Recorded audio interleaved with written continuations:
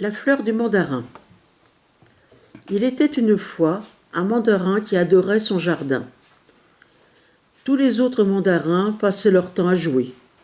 Ils jouaient à la guerre, ils jouaient à des jeux de courtisans et ils jouaient à faire semblant d'être aussi riches que l'empereur. Mais ce mandarin-là ne vivait que pour son jardin. C'était l'un des plus beaux jardins du monde. On y voyait les plus belles fleurs, les plus beaux arbres.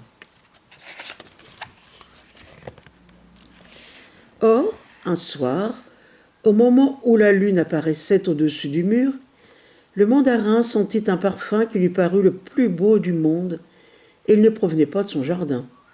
« Oh !» s'écria le mandarin. « Il faut que je trouve cette fleur. Il me faut ce parfum dans mon jardin. » Il n'est pas mal, reconnut la lune. Ses commentaires n'étaient pas toujours d'un grand secours. De toute la nuit, le mandarin ne ferma pas l'œil. Tout en se tournant et se retournant, il imaginait la beauté de cette fleur parfumée qui ne poussait pas dans son jardin.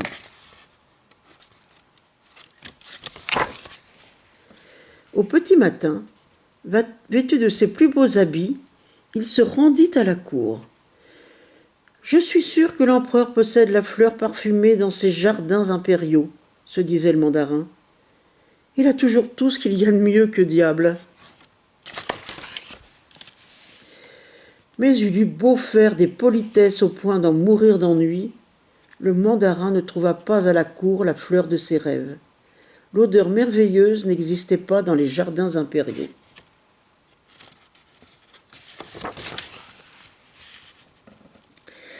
Quand il rentra chez lui, c'était le soir et la lune était déjà levée. Cette fragrance avait à nouveau envahi son jardin. Le mandarin se mit à implorer la lune. « Oh, dis-moi où je peux trouver cette fleur, supplia-t-il.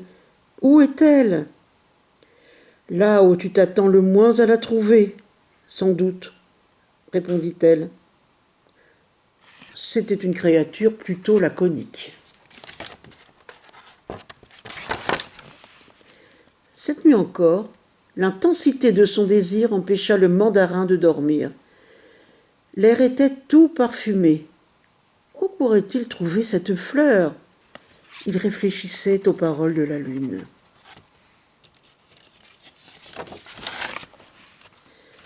Au petit matin, vêtu avec soin, il rendit visite aux autres mandarins.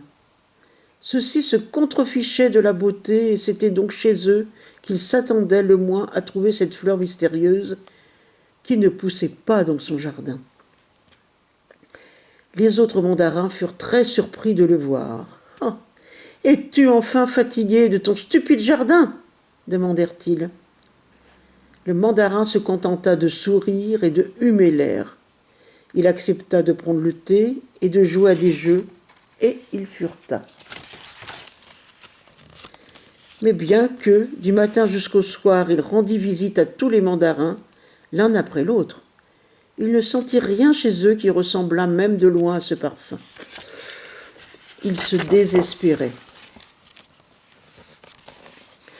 « Oh » gémit-il lorsque la lune apparut au-dessus du mur de son jardin. « D'où vient cette odeur ? Pourquoi ne puis-je la trouver ? Qui possède la fleur de mes rêves ?»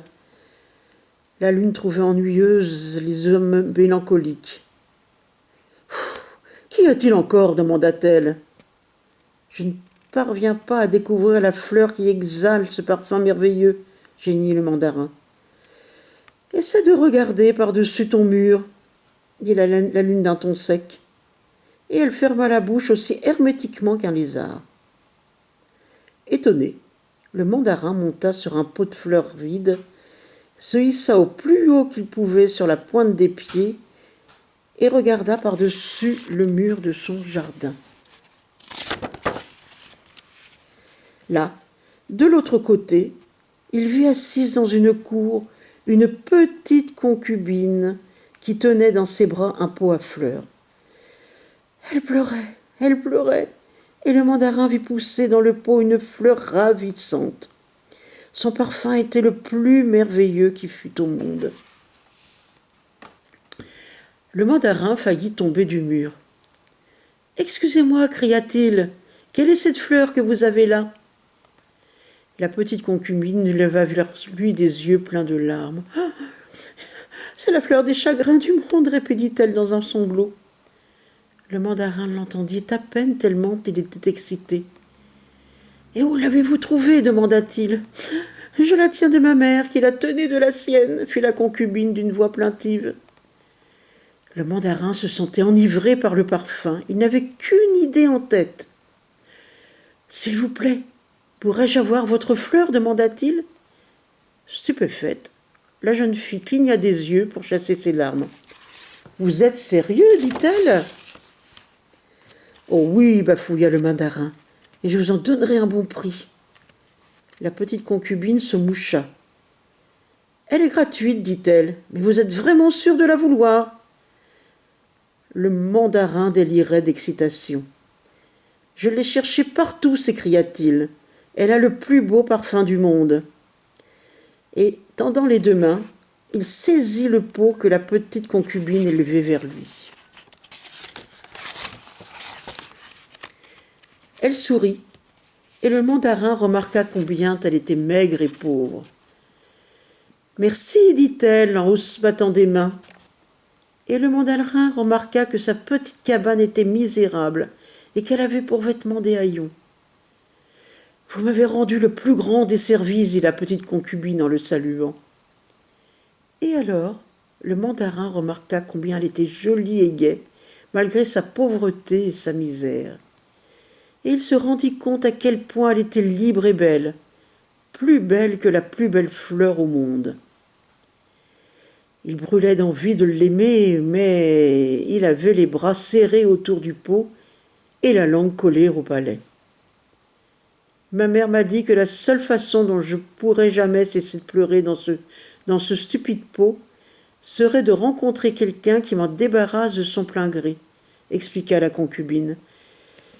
Et elle s'en fut en dansant dans sa petite maison, en chantant comme un rossignol.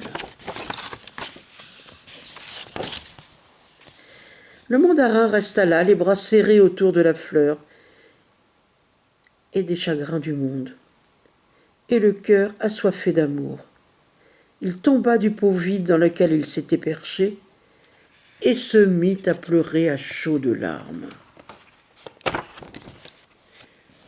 En le voyant pleurer, la lune haussa les épaules, se détourna et soupira. Ce n'était pas une lune bavarde.